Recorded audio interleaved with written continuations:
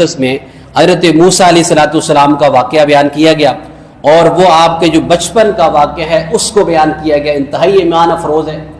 حضرت موسیٰ علیہ السلام کی پیدائش سے پہلے نجومیوں نے فرعون کو یہ کہا کہ ایک بچہ پیدا ہوگا جو تیری سلطنت کو، بادشاہت کو ختم کر دے گا۔ اس نے بنی اسرائیل کے بچوں کو قتل کروانا شروع کر دیا، تقریباً 70,000 سے زائد اس نے بچے قتل کروائے کہ وہ نبی یا وہ بچہ دنیا میں نہ آنے پائے۔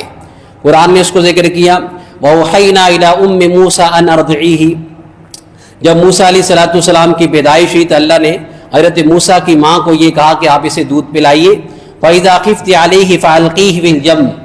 اگر تمہیں خوف ہو کہ فرعون کا لشکر یا اس کے فوجی پہنچ گئے، فَأَلْقِيهِ فِي الْيَمِّ، اس کو دریا میں ڈال دینا۔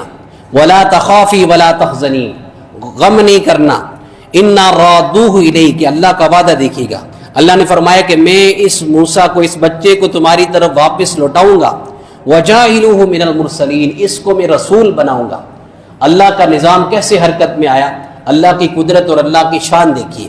اب اللہ یہ بھی تو کر سکتے تھے کہ اس بچے کو کسی جگہ پر سائڈ پہ چھپا دیتے، کوئی دیکھ نہ سکتا، لیکن اللہ رب العزت نے ان کی ماں کو کہا کہ اس کو آپ نے دریا میں ڈال دینا، اور پھر ساتھ بتا بھی دیا دوسری جگہ پر، یَأْخُذْهُ عَدُوٌّ لِّي وَعَدُوٌّ لَّهُ، اس کو پکڑے گا فرعون، اس کا دشمن جو اس کو قتل کرنا چاہتا ہے، اس کے ہاتھ میں یہ پہنچے گا۔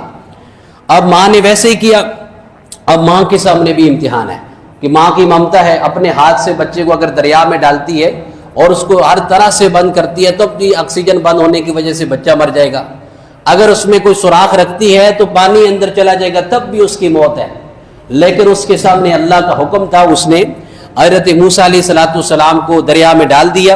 فَالْتَقَطَهُ آلُ فِرْعَوْنَ لِيَكُونَ لَهُمْ عَدُوًّا وَحَزَنًا، آل فرعون نے آگے سے، فرعون جو وہاں پر جس جگہ سے یہ نہر گزرتی تھی وہاں پر اپنی بیوی کے ساتھ یہ ٹہل رہا تھا، بچے کا یہ صندوق وہاں پہنچا اور اس نے اٹھایا۔ وقالت امرأۃ فرعون قرۃ عین لی ولک، اور فرعون کی بیوی کہنے لگی کہ یہ میری اور آپ کی آنکھوں کی ٹھنڈک بنے گا، لا تقتلوہ، اس کو قتل نہ کرنا۔ اب بیوی نے سفارش کی کہ اس کو قتل نہ کریں، اس کو ہم پال لیتے ہیں، عسیٰ ان ینفعنا او نتخذہ ولدا وہم لا یشعرون۔ انہوں نے کہا کہ شاید ہم اس کو اپنا بیٹا بنا لیں گے تو ہمیں یہ بڑا ہو کر کے فائدہ دے گا، وہم لا یشعرون، قرآن کہتے ہیں انہیں پتہ نہیں تھا یہ کس کو پال رہے ہیں۔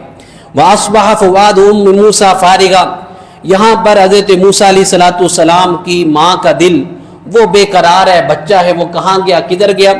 إِن كَادَتْ لَتُبْدِي بِهِ لَوْلَا أَن رَّبَطْنَا عَلَىٰ قَلْبِهَا، قرآن کہتے ہیں اگر ہم اس کے دل کو مضبوط نہ کرتے، ماں کی ممتا ظاہر جوش میں آتی تو وہ بول پڑتی کہ بچہ کہاں گیا، لیکن اللہ نے اس کے دل کو مضبوط کیا اور وہ نہیں بولی۔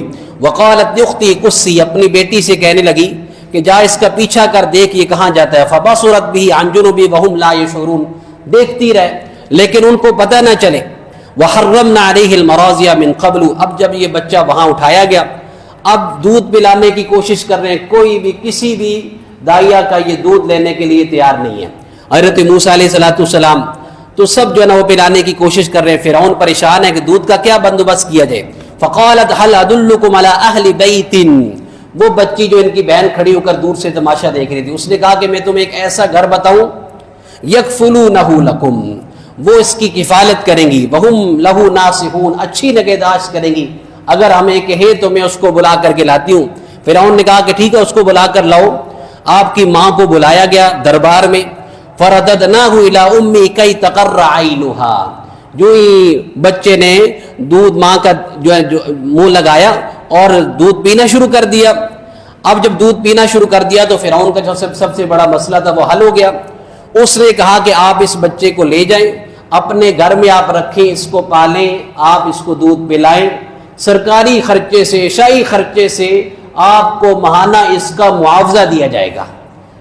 آپ دیکھیے اللہ کی شان، جس بچے کو قتل کرنے کے لیے اس نے 70,000 بچوں کو اس سے پہلے قتل کر چکا، اللہ نے اس کی عقل پر ایسا پردہ ڈالا کہ اس بچے کو اپنے ہی ہاتھ سے پالا، اور پھر یہ کہ اللہ رب العزت ایسا بندوبست کیا کہ اسی کے خزانے سے وہ بچہ پل رہا تھا۔